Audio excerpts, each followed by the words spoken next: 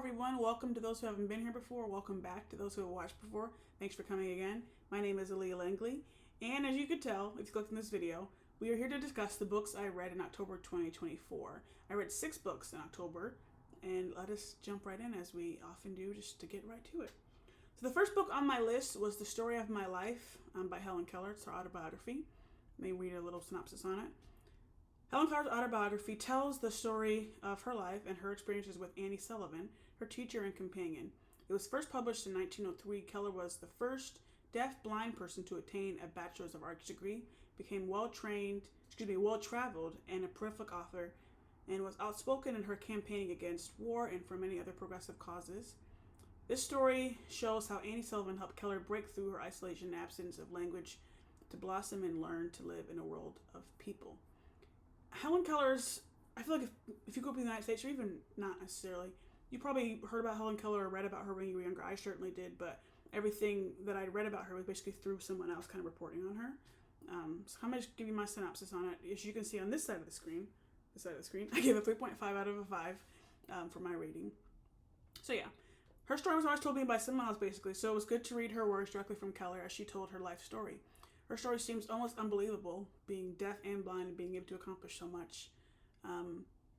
But her life has inspired many people worldwide. There are several great quotes in this book, but this one really stood out to me, and it's where I will leave my review. This is a quote towards the end of the book, I believe, and like I said, it stood out to me. It just hit me right away. For after all, everyone who wishes to gain true knowledge must climb the hill difficulty alone. And since there's no royal road to the summit, I must zigzag it in my own way. I slip back many times, I fall, I stand still, I run against the edge of hidden obstacles, I lose my temper and find it again, and keep it better. I trudge on, I gain a little, I feel encouraged. I get more eager and climb higher and begin to see the widening horizon. Every struggle is a victory. One more effort, and I reach the luminous cloud, the blue depths of the sky, and the uplands of my desire. There's several quotes in the book that are kind of, it's one of those books where it's not necessarily say you can't, everyone has their own struggles, but when you see someone or read about someone like Helen Keller, who was blind and deaf and was still able to do so much and was still forward, like pushing to do even more, it's just so like inspirational. And there's several quotes like this. That was one, like I said, stuck out to me kind of the most out of them, but that kind of just like leap out at you. And you're just like, wow, let me like write this down. Like the minute I read that, I was like, right away, I was like, let me write this down because I want to have it later. There, like I said, there's several little quotes. If you follow me on Goodreads, which is linked below, you could see some of the quotes I highlighted from this book. Pretty good one, pretty standard. If you're interested about learning more about Helen Keller from her words, pick this one up. It's not too long to read. So, my second book for October 2024 was Lovely One by Ketanji Brown Jackson, one I was really excited for. I actually got this book. I went to the Kennedy Center. She did a talk at the Kennedy Center, talking about the book essentially, and when she was doing her press tour before the term started. I got a signed copy, which was exciting. I remember I compared my book with someone else's, my sister's, because I was like, did she actually sign these? Like, let's see. But our signatures were different, so she seemingly was actually signing these books, which is nice. And the talk was really good as well. And I was just excited to read this book. It was the book pick for our book club, so I was able to have a good discussion with it as well for people in the book club, which is always nice. If you don't know who Ketanji Brown Jackson is, we'll probably talk about it a little bit. Let me kind of read the synopsis of the book first. With this unflinching account, Justice Ketanji Brown Jackson invites readers into her life and world, tracing her family's ascent from segregation to confirmation on America's highest court within the span of one generation, the Supreme Court. Named Ketanji Onika, meaning Lovely One, based on a suggestion from her aunt, a Peace Corps worker stationed in West Africa. Justice Jackson learned from her educator parents to take pride in her heritage since birth. She describes her resolve as a young girl to honor this legacy and realize her dreams from hearing stories of her grandparents and parents breaking barriers in the segregated South, to honing her voice in high school as an oratory champion and student body president, to graduating magna cum laude from Harvard, where she performed in musical theater and improv and participated in pivotal student organizations. Here, Justice Jackson pulls back the curtain, marrying the public record of her life with what is less known. She reveals what it takes to advance in the legal profession when most people in power don't look like you, and to reconcile a demanding career with the joys and sacrifices of marriage and motherhood. Through trials and triumphs, Justice Jackson's journey will resonate with dreamers everywhere, especially those who nourish outsized ambitions and refuse to be turned aside. This moving, open-hearted tale will spread hope for a more just world for generations to come. I gave it a great rating, as you said, and my review for it wasn't very long because I remember I wrote this review kind of like at night. I was just trying to like get something down. I might go back to it later, but let me just say what I wrote. Lovely one, English translation of Ketanji Onika, our author. Many of us first learned of Ketanji Brown Jackson when Joe Biden nominated her to sit in the U.S. Supreme Court. And this was in 2022. In this memoir, she introduces herself to us. In the book, she writes about after the nomination, a biographer keeps coming to her about writing her story, and she knows when it's time, she would tell her story herself, which is what she does. I could say more, but check the synopsis to see some of the topics she covers. It's very good. As you can see, I was just trying to put something on a page. So it was really just like, let me get to know this person and also like know some of her stances on certain things. And I'm obviously not that much because you can go kind of based on some of the ruling she's handed down before she was Supreme Court Justice or even during then. You can't really go into too much. I've never read a Supreme Court Justice's memoir before. And even watching some of her interviews, they would some of the ones asking her kind of questions, she'd skirt around them. She can't really answer these questions as a justice or a judge. But it was good to kind of just get to know her. Like I said, many of us met her for the first time in 2022. And there's been things written about her. We've seen her be questioned from House Judiciary Committee, Senate Judiciary Committee for hours. But we got to basically hear from her childhood, hear about that, hear about her grandparents and parents, how they kind of instilled things in her, struggles she had starting a family, in terms of like work-life balance and her, all that going on. The legal professional, kind of the job she was doing that got her up to the point where we kind of met her. The Supreme Court chapters, maybe like the second or last, either the last chapter or the second to last chapter. Like it's pretty much everything else pretty much was brand new, other than I guess the Supreme Court was hearing from her side kind of how things were. But everything was basically like I knew nothing, all these things about her. So it was really just, really just enriching and really just a great book, just a great novel. I feel like a great memoir, a really good one to kind of jump into. Just telling her story herself, essentially. Like I said, people have been telling her story for the past 2 years, especially when she shot to kind of, most people knew of her and know of her at this point now. So, like I said, I went to the Kennedy Center one. She did that one's online if you want to see that. It was pretty good. But I'm going to link one below she did with the Atlantic for the book festival they had. I thought was really good. That really kind of went into her as a person and also like her, the book and some of the things she was trying to get across. It was a really good interview. I will link that one below if you would like to watch. But I recommend reading this book, definitely. It was a very good one. All right, book number 3 for 2024 October was Connie, a memoir by Connie Chung. So going down another memoir here. I'm going to just read the synopsis first, then we'll talk about it a little bit. Connie Chung is a pioneer. In 1969, at the age of 23, this once shy daughter of Chinese parents took her first job at a local TV station in her hometown of Washington, D.C., and soon thereafter began working at CBS News as a correspondent. Profoundly influenced by her family's cultural traditions, yet growing up completely Americanized in the United States, Chung describes her career as an Asian woman in a white male-centered world. Overt sexism was a way of life, but Chung was tenacious in her pursuit of stories, battling rival reporters to secure scoops and range from interviewing Magic Johnson to covering the Watergate scandal, and quickly became a household name. She made history when she achieved her dream of being the first woman to co-anchor the CBS Evening News and the first Asian to anchor any news program in the U.S. Chung pulls no punches as she provides a behind-the-scenes tour of her singular life, from showdowns with powerful men in and out of the newsroom to the stories behind some of her career-defining reporting and the unwavering support of her husband, Maury Povich. Nothing is off-limits, good, bad, or ugly, so to be sure to tune in for a reverent and inspiring This is Connie like you've never seen her before. We will jump right in with my review. I really didn't know much about Connie Chung besides the name and that she worked in the news. I saw an interview with her promoting the memoir and decided to pick it up. Quote, in an industry dominated by white men, Connie Chung stood alone, the first and only Asian woman to break into the television news industry. This is her extraordinary story, told with incisive wit and remarkable candor. What more can be said than that? The last chapter, Legend, centers around several other Connies she's met, Asian American women named after her, and how she inspires them and many others, especially Asian American women. It was great to read and learn more about Connie from Connie herself. So like I said, I think a lot of people potentially might have heard the name Connie Chung at some point, at least I had. Other than that, I really didn't know anything. I knew like she was a news anchor at some point, but and I know she was like an inspiration and all these things, but I really didn't know much more besides that.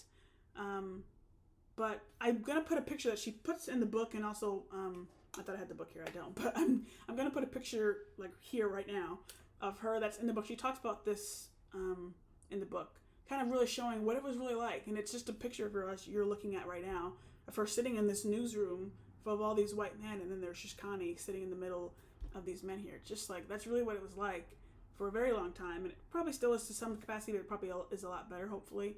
You know, this was a couple of years ago.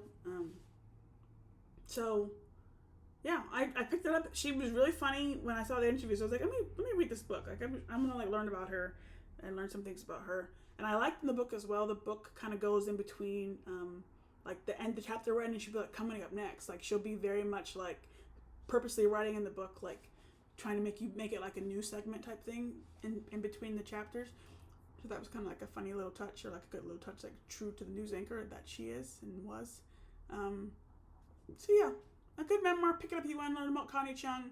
Like I said, especially the chapter at the end was kind of interesting to hear about all these Connies. She has a picture as well in the book of the people who are fellow Connies, and how their parents named them after her, and they've been doing all these great things, and how she's such an inspiration to them. And like I said, many other Asian American women and just women in general. I feel like what she had kind of walked through, especially some of these things in the book, was just like wow, just crazy. So Connie Chung, good memoir. Pick it up if you want. All right, going on to the fourth book that I read in October 2024. This is the tough one. This book is called The Lost Girls, the true story of the Cleveland abductions and the incredible rescue of Michelle Knight, Amanda Berry, and Gina DeJesus. This book, from the title alone, you probably can tell why I said it's a tough one. I was in the library. I forget what I was grabbing, but I saw this book, and I picked it up because I right away I recognized the pictures.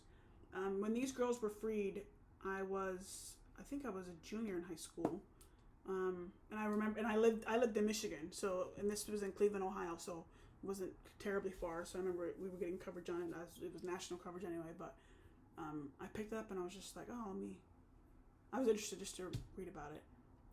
Let me read a kind of background on it first, and we'll talk about it a little bit more.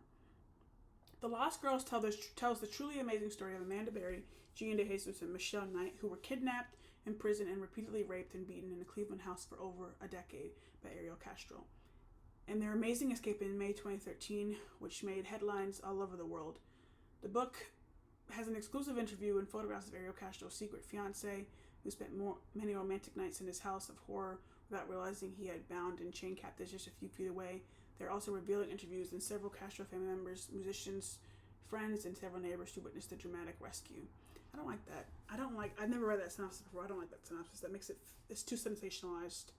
Ugh, I didn't like that. I'm just going to be honest with that. I didn't like how that was worded. I should have maybe read that before I read it to you all. But anyway, let me read my review of it. I remember when the news broke in 2013 about 3 missing women finally being found in Cleveland, Ohio. As a 16-year-old girl living in Michigan, reading about it and watching the news coverage, it was just I was absolutely rocked by it all. When I saw the book in the library, I immediately recognized the faces on the cover. I've never read a book like this before, and honestly, I'm not sure I will again, as understandably it's an incredibly difficult subject matter, reading about these women's 11, 10, and 9 years of torture. They're all there for different, all together, but anyway, one for 11 years, one for 10 years, one for 9 years. On the very first page of the book, I learned books like these are Glatt's thing, as he mentions a few he wrote that are similar to this one in terms of the crime, and in looking him up while reading this book, I see that he's written several. Glatt does well with laying out the full scope of things, no matter how painful. I kept thinking it was difficult for me to read this book, and I cannot even imagine what it would be like to live it. I continue to wish the best for Michelle, Amanda, Gina, Jocelyn, who was Amanda Berry's child that she had during this period, any other victim of a crime as horrendous as this one. And I think about all the other people who are still missing, those getting news coverage, and those who are not. I want to kind of talk quickly about the last line of my review, because and this is detailed a lot in the book as well. Michelle Knight was the first person to be taken. She was taken, I think, she was 21 years old. She had a kid already.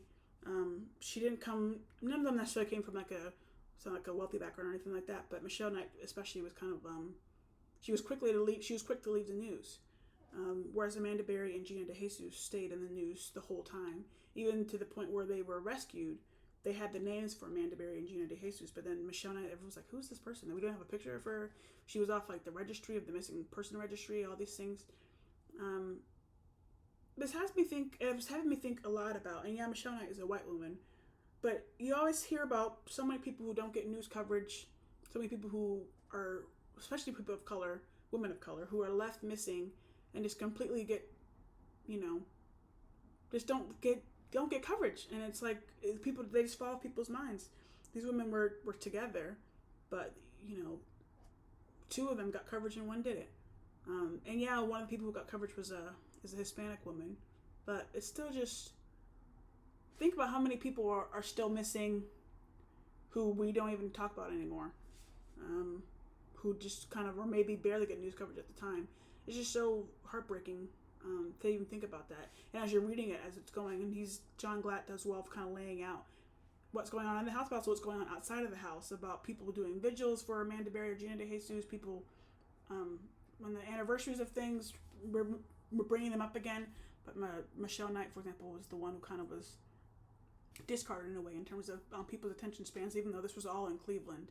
And yeah, things were happening in Cleveland, of course, but it really just it really something that really stuck with me in the book in terms of that, and also seemingly that she also was, it's not necessarily was correlated, but she also was the person who seemingly, I'm not going to compare.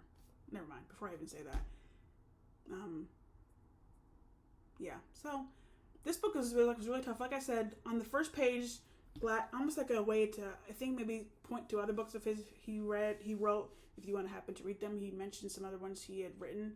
And for a minute, I was like, oh, well, maybe. But then as I read this book, I just was like, I don't know if I could read a book like this again, because it was just so difficult to read. And I'm saying this as a person who, like I said in my review, I'm the one reading it, and it was difficult to read. But imagine being one of these women, or one of the other countless women who are out there who have been taken and still are taken or are missing, and all these things. It's just horrible.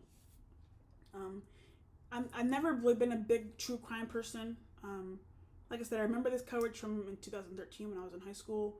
And, when things like this happen, sometimes they get national coverage, you listen to them a bit, or other types of true crime type things. I've never really been a person who's been into that a bunch. I don't really consume a bunch of that stuff.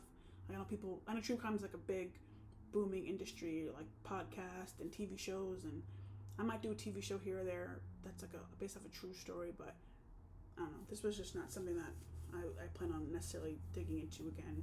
Like I said, John Glatt seemingly has a lot of books like this. So if you read true crime type books and you want to read more of them, this was a good one. It feels weird to even say this was a good one.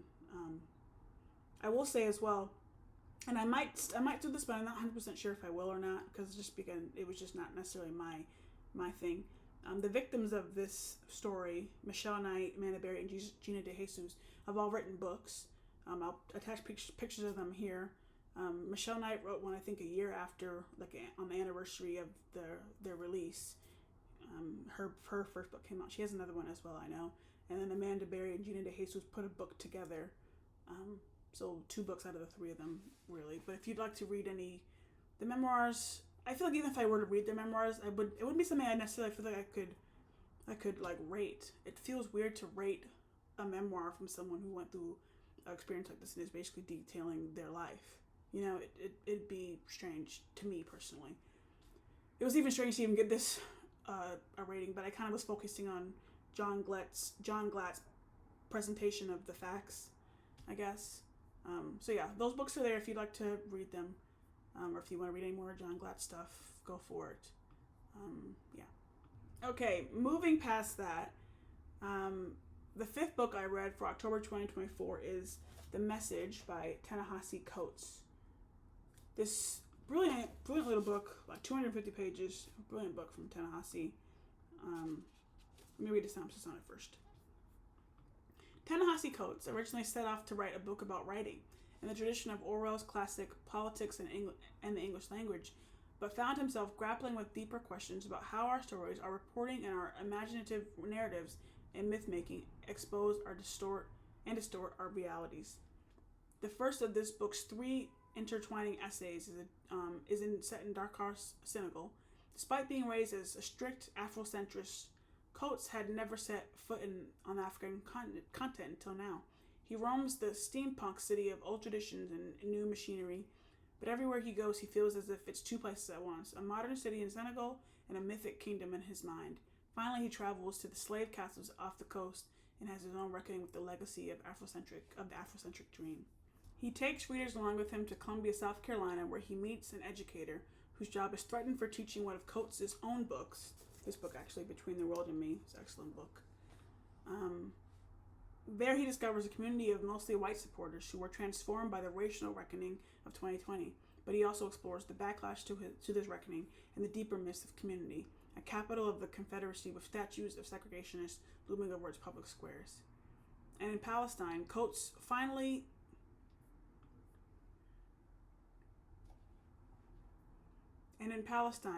discovers the devastating gap between the narratives we've accepted and the clashing reality of life on the ground. He meets the activists and dissidents, Israelis and Palestinians, the old, who remember their dispossessions on the two continents, and the young who have only known struggle and disillusionment.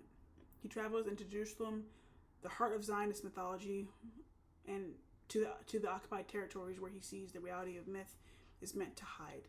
It is this hidden story that draws him and it profoundly changes him and makes the war that would come soon all the more devastating. Written at a dramatic moment in American and global life, this work from one of the country's most important writers is about the urgent need to untangle ourselves from the destructive nationalist myths we shape our world and our own souls, and embrace the liberating power of even the most difficult truths. It's this excellent book. Absolutely excellent. I wrote a longish review on this. I'm going to just read it just directly what I wrote. And I've been hearing some of Ta-Nehisi's giving some interviews. One in particular, I mentioned this review just recently. He was on Stephen Colbert, the late show of Stephen Colbert, and it was a really good discussion. Stephen Colbert, I feel like, is really good at asking questions and being open and all these things. So I've referenced that interview in this review a couple times. I will actually link that interview below if you'd like to watch it yourself. But let me just jump into what I had to say about the book. Ta-Nehisi Coates returns with this brilliant book of essays. Besides the introduction, the three main essays are about trips to Dakar, Senegal, South Carolina, and Palestine.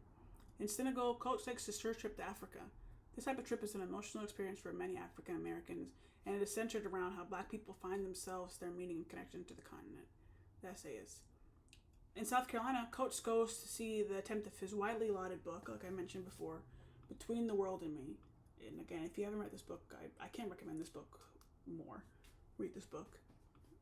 Being banned at the exile of a teacher, Mary Wood, wants to teach it to her AP writing class, which book banning we can talk about a bunch, but this is an AP writing class, and they want to ban this book.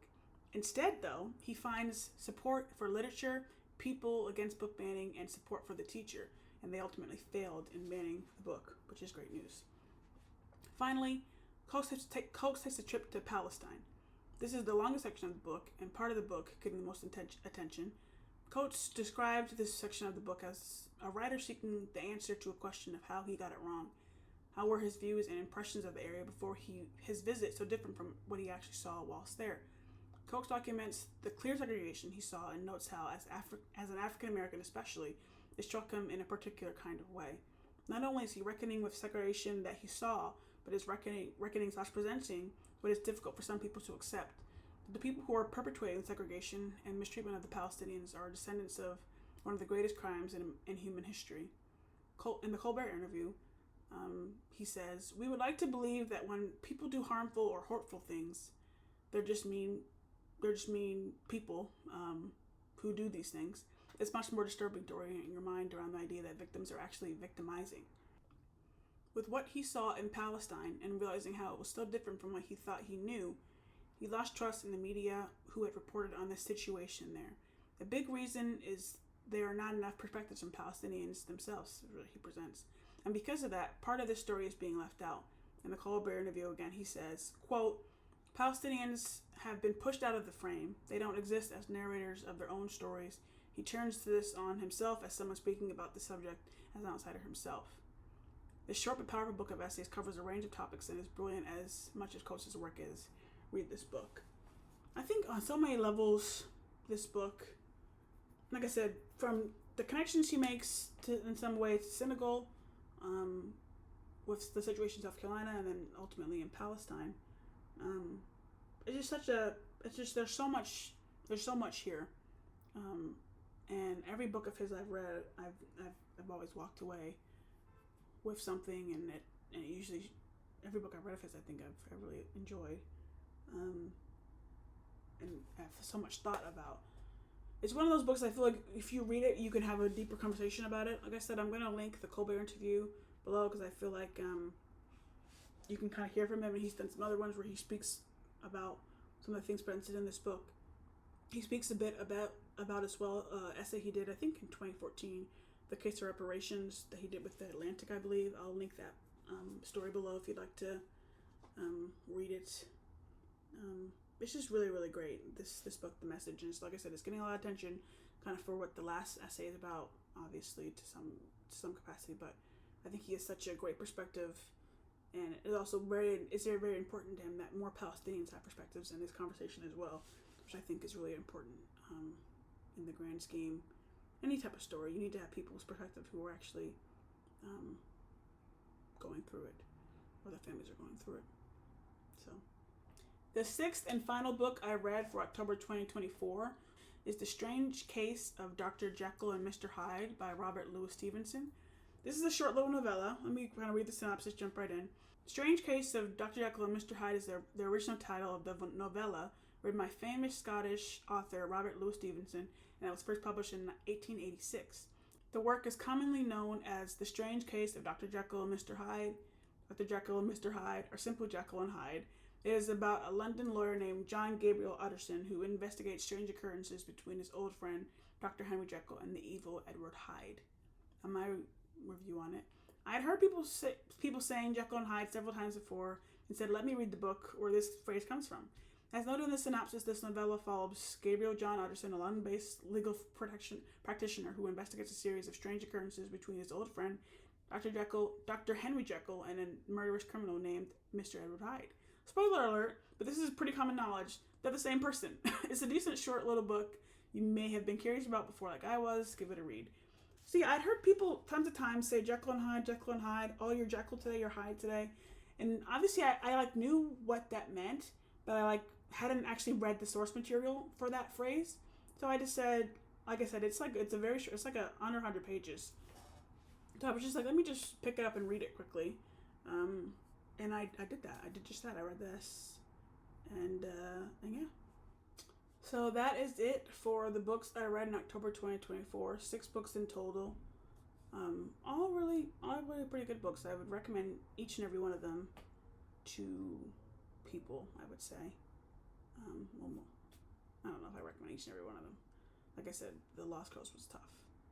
But I recommend most of these books at least to people.